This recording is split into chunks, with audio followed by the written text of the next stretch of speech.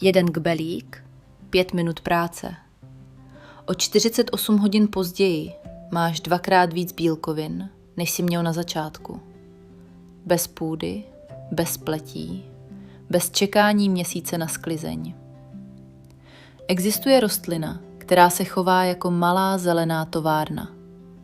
Plave na hladině, bere si světlo a živiny z vody a každé 2 dny se umí zdvojnásobit. Někteří vědci ji říkají nejhustší rostlinný zdroj bílkovin na světě. V Thajsku ji jedí po staletí a přezdívají ji vajíčka vody.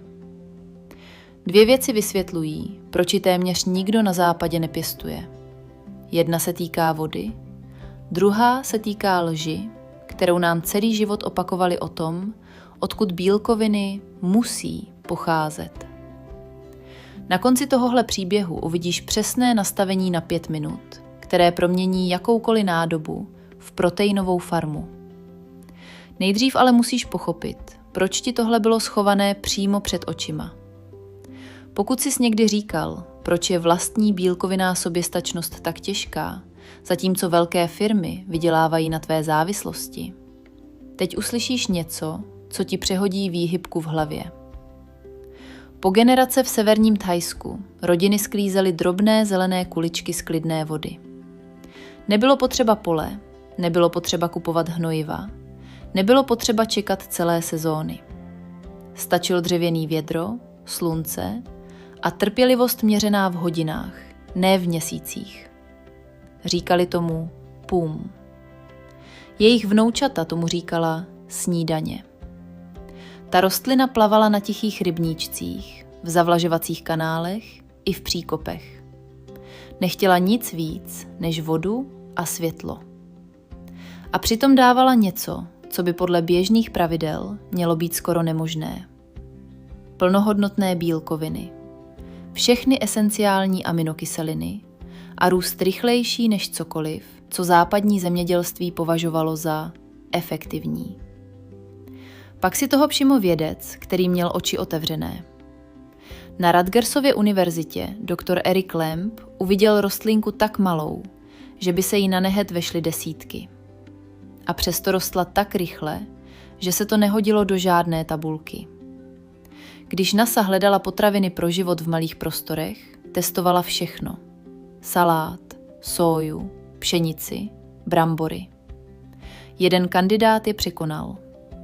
To, co thajská babička sbírá z kbelíku, se najednou objevilo v diskuzích o jídle pro astronauty. Celé roky nám tvrdili, že bílkoviny znamenají obrovské plochy půdy, intenzivní hospodaření a dlouhé cykly. Tahle rostlina se těm pravidlům jen směje. Představ si první den. Na hladinu klidné vody položíš tenkou zelenou vrstvičku, sotva viditelnou, pár teček menších než čočka. 3. den je z toho koberec tak hustý, že pod ním neuvidíš vodu. 5. den nabereš plnou hrst a nádoba vypadá, jako by se nic nezměnilo. Rostlina se přes noc sama nahradila. Každý lístek je menší než zrníčko rýže, jasně zelený. U mnoha druhů téměř bez viditelných kořínků. Čistá, koncentrovaná výživa, která plave jako živé smaragdy. Na jazyku je překvapivě jemná, čistá, lehce oříšková. Když ji usušíš a rozemeleš, držíš v ruce prášek, který má víc bílkovin na gram, než většina věcí v lednici. A teď čísla, která znějí jako vtip, dokud je neuvidíš černé na bílém. U vodní čočky se často uvádí obsah bílkovin zhruba 20 až 45% v sušině, podle druhu a podmínek. Hovězí maso mívá kolem 26% bílkovin, vejce zhruba 13%, soja za dobrých podmínek kolem 36%. U některých druhů se uvádí hodnoty blízko 45%.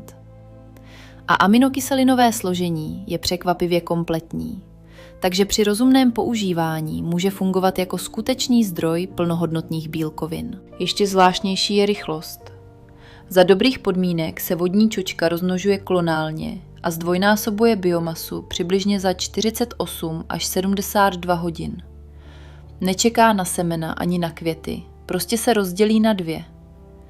Některé druhy se v ideálu blíží tempu, které připomíná matematickou hranici růstu. Ve srovnání, soja potřebuje měsíce, dobytek roky. Tahle rostlina se zdvojnásobí dřív, než si většina lidí vzpomene zalít pokojovky. A tím se rozpadá i další pilíř běžného zemědělství. Výnos na plochu. Vodní čočka roste na hladině, takže nepotřebuje ornou půdu. Malá plocha vody může dát disproporčně hodně bílkovin. V různých studiích vychází produkce bílkovin na hektar násobně vyšší než u sóji či kukuřice. A v ideálních podmínkách se uvádí dokonce řády rozdílu.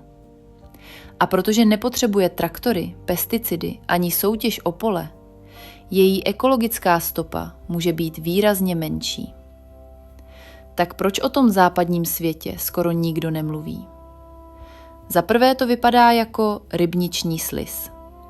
Západ má rád velké plody, vysoké stonky a fotky, co vypadají dobře v katalogu. Druhé, v přirozené podobě se to nedá snadno patentovat. Žádná firma nemá důvod tlačit něco, co se množí samo a nepotřebuje každoroční nákup osiva. Třetí, průmyslový potravinový systém stojí na složitosti. Na řetězcích, skladech, zpracování. Rostlina, která ti vyrobí bílkoviny v kbelíku, bere peníze prostředníkům. V severním a severovýchodním Thajsku se však tahle znalost nestratila. Říkají tomu vajíčka vody a používají to v kuchyni pořád. A paradox? Podobné druhy plavou i v mírných pásmech jinde na světě, často pár kilometrů od univerzit, a nikdo si jich nevšímá. Byly schované na očích. Ne proto, že by byly vzácné, ale proto, že je nikdo nehledal jako jídlo. Pak do hry vstoupilo něco, co nepřijímá výmluvy. Vesmír. Když máš uzavřený systém a omezený prostor, potřebuješ potravu, která roste rychle, chce minimum vstupů a dává maximum živin.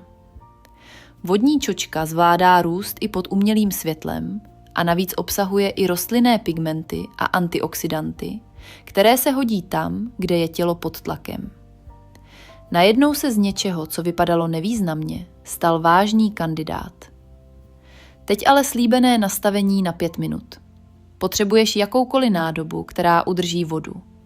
5litrový kbelík, plastový box, dětský bazének, klidně i skleněnou zapékací mísu na parapetu.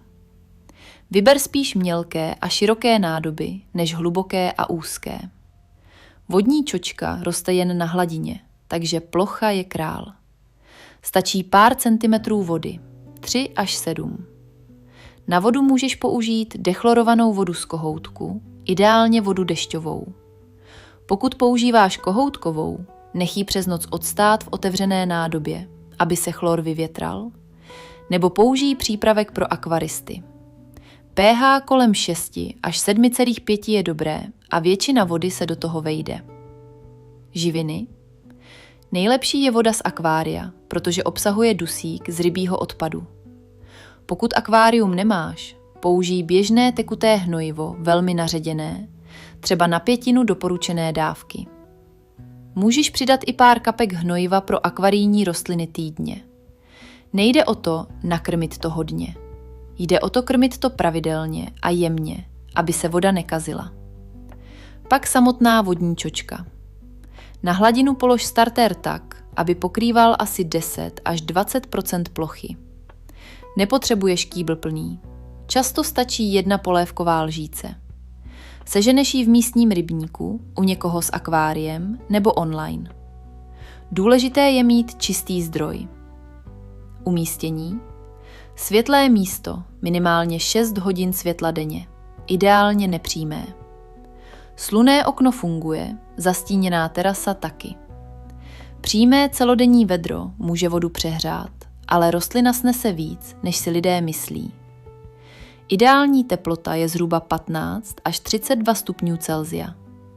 A to je všechno. Odejdi. Za 48 až 72 hodin se pokrytí viditelně zvětší. 5. den můžeš sklízet.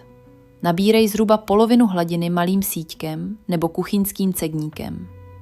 Druhou polovinu nech, aby pokračovala.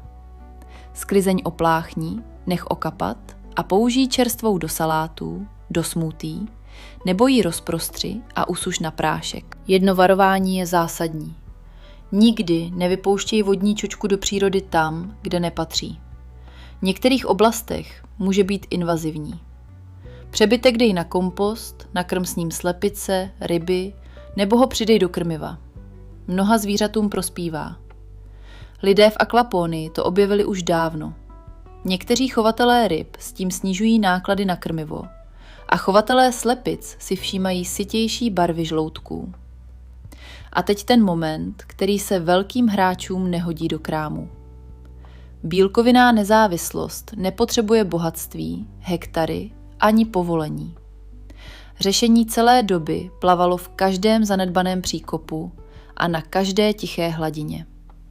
Thajská babička to věděla. Vědci, kteří navrhují jídlo pro vesmír, to vědí. Teď to víš i ty.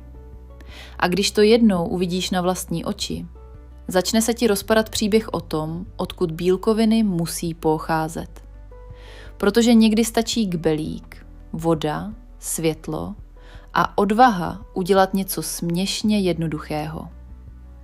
Tady je ta část o vodě, která lidem brání začít. Vyrůstali jsme s představou, že stojatá voda je špinavá, nebezpečná a že všechno zelené na hladině je automaticky něco, co se má vyhodit. Jenže kbelík není rybník. Když si vodu připravíš sám, kontroluješ její čistotu stejně jako u domácího kvásku nebo jogurtu. Voda je jen médium. Všechno, co rozhoduje, je zdroj, hygiena a to, že sklízíš z vlastního malého systému, ne z náhodného příkopu u silnice. A teď ta lež o bílkovinách. Dlouho se nám prodávalo, že plnohodnotná bílkovina znamená maso nebo minimálně velké pole a měsíce práce. Jenže bílkovina je molekula, ne privilegium. Rostliny ji vyrábějí neustále. Většina rostlin jen investuje energii do stonků, vlákniny a ochrany, protože musí stát na souši, bojovat s větrem a suchem. Vodní čočka nic z toho řešit nemusí. Plave. Nemusí budovat dřevo ani hluboké kořeny. Z větší části se promění v měkkou, jedlou hmotu. Proto roste rychle a proto může mít tak vysoký podíl bílkovin v sušině. Když to začneš pěstovat, největší chyba je nechat hladinu úplně zarůst a pak na to týden nesáhnout. Na první pohled to vypadá skvěle, jen zelená, žádná voda. Ale dole začne být tma, starší vrstvy se dusí a tempo zpomalí. Řešení je jednoduché. Sklizeň je součást růstu. Drž plochu v rozmezí zhruba 50 až 80% pokrytí.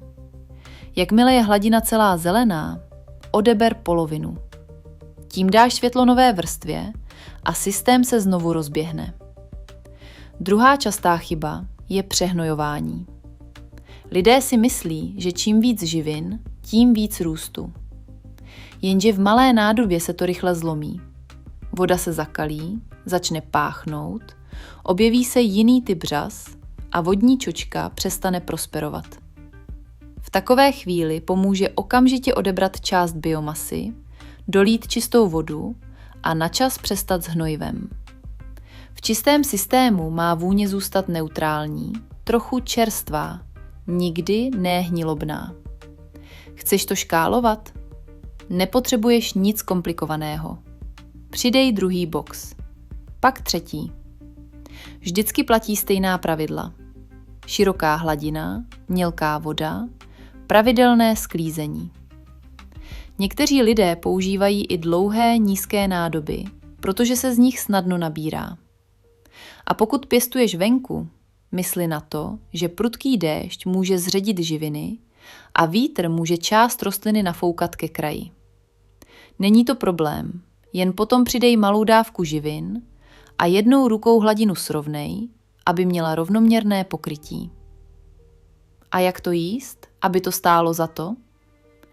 Nejjednodušší je přidat hrst do omelety, stejně jako to dělají v jihovýchodní Asii. Můžeš ji také vmíchat do polévky na poslední minutu, aby zůstala barva a jemnost. V smoothie funguje jako zelený boost, ideálně po opláchnutí a s ovocem, které vyhladí chuť. A pokud chceš proteinový prášek, suš na nízkou teplotu a skladuj v suchu. V kuchyni se chová trochu jako špenát, jen je jemnější a rychleji se rozpadá. Bezpečnostní pravidla jsou jednoduchá. Nekonzumuj nic, co neumíš bezpečně určit, a nezbírej z míst, kde může být chemie nebo znečištění. Pokud si chceš být jistý, začni s čistým starterem z akvária nebo od ověřeného zdroje a pěstuj jen ve své nádobě. A přebytek nikdy nevypouštěj do volné přírody. Když si to pěstuješ doma, nechceš z toho udělat problém pro místní vodní ekosystémy. Kompost, krmivo nebo uzavřená likvidace je vždy lepší volba. Možná nejzajímavější na tom všem je čas. Většina domácích potravin tě učí čekat, zasít, týdny zalévat, doufat. Tady vidíš výsledek dřív, než vychladne první nadšení. Díky tomu se z toho nestane projekt, který umře na půl cesty. Je to rytmus. Každý druhý den zkontrolovat, jednou za pár dní sklidit, jednou týdně jemně doplnit živiny. Kbelík se tak promění v tichou rutinu, která ti vyrábí něco, co se jinak kupuje draze a často s dlouhým seznamem zpracování. Až to uvidíš poprvé zdvojnásobit, začneš chápat, proč to někomu připadá jako zakázané ovoce. Ne proto, že by to bylo nebezpečné, ale protože je to až příliš jednoduché. V době, kdy je všechno složité a drahé, je největší tajemství často jen obyčejná věc, kterou jsme se odnaučili brát vážně. Světlo, voda a živá rostlina, která se umí dělit na dvě. Jestli chceš být úplně praktický, udělej si malý kalendář kbelíku. Den 1. Založení. 10 až 20% pokrytí. Den 3. Fotka pro porovnání, lehká kontrola vůně a barvy. Den 5. První sklizeň, vždy jen část, nikdy všechno. Pak už jedeš v cyklu, sklízet, když je hladina plná, a zbytek nechat regenerovat. Když se růst zpomalí, bývá to skoro vždy světlem, teplotou nebo přebytkem živin. Přesuň nádobu do světlejšího místa, přidej trochu stínu v největším vedru, nebo naopak vyměň část vody. Systém je překvapivě odpouštějící. A pokud chceš úplně jistotu, používej vždycky stejný cedník, oplachuj ho horkou vodou a nenechávej sklizeň dlouho stát mokrou. Buď ji hned sněz, nebo rychle usuš. A to je důvod, proč to mění pravidla hry. Neučí tě jen nový trik. Učí tě, že půda není jediný prostor, kde může vznikat jídlo. Hladina vody může být zahrada. A když se jednou naučíš ovládat tak jednoduchý systém, začneš se dívat jinak i na všechno ostatní, co ti kdysi připadalo mimo dosah.